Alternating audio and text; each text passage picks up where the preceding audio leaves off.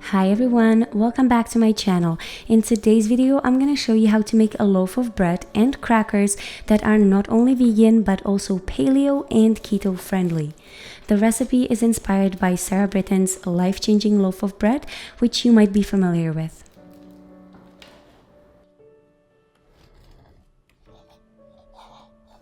Alright, so the base of this bread and crackers is made from nuts and seeds.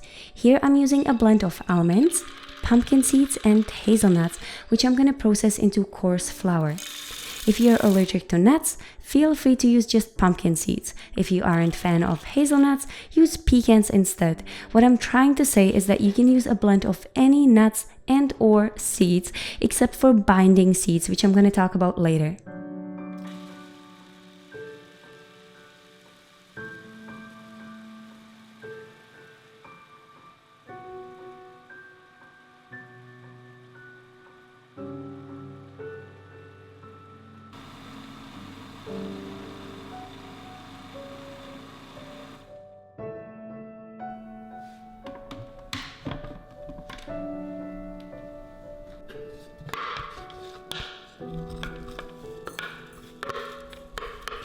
Once your nuts and seeds are coarsely ground, add some sunflower seeds, flax seeds, and chia seeds.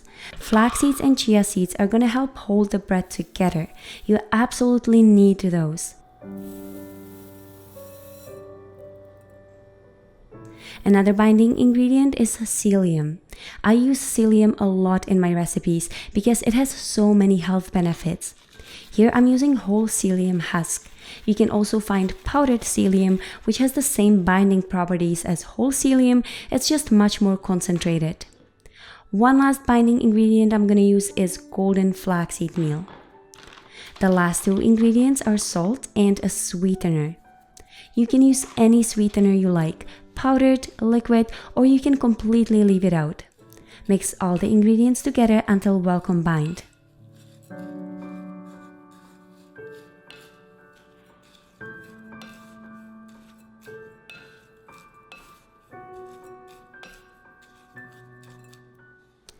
Add some warm water, a little bit of coconut oil, and mix all the ingredients together.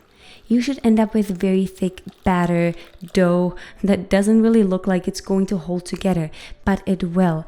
If you find that it's really dry, just add 2 tablespoons of warm water at a time until the dough sticks together when you press it between your fingers.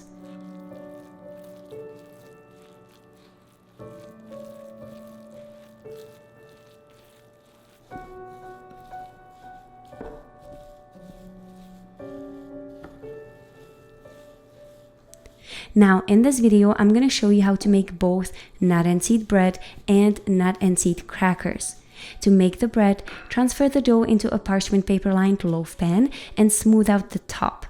To make the crackers, roll out the dough in between 2 pieces of parchment paper into a thin sheet.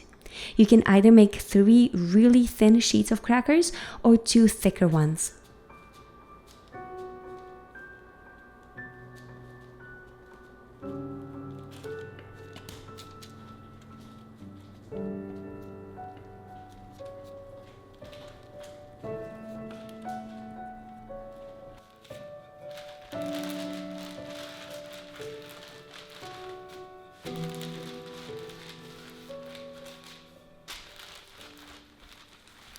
If you get any holes as you're rolling the dough out, it's not a big deal, just grab a little bit of the dough from the edges and patch it.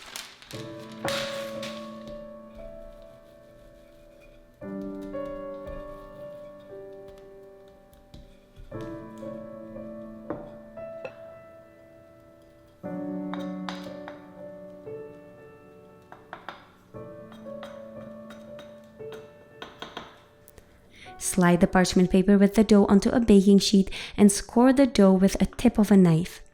You can go with rectangles, triangles, use cookie cutters, it doesn't matter.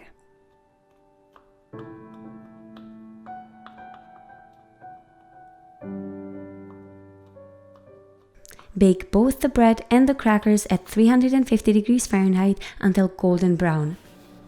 Admittedly, the baking instructions are a little more complicated than this, but I will have all the details on my blog. The link will be in the description box below the video. And that's it.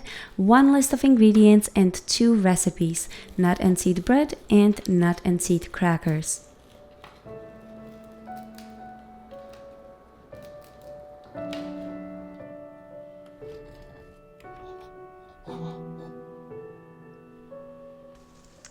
We go through a lot of bread and crackers in our house, and most of the time it's Tanner eating it, and most of the time it's white bread and white crackers. And when I make my nut and seed bread or nut and seed crackers, Tanner is usually just like, no thanks, I've got my own.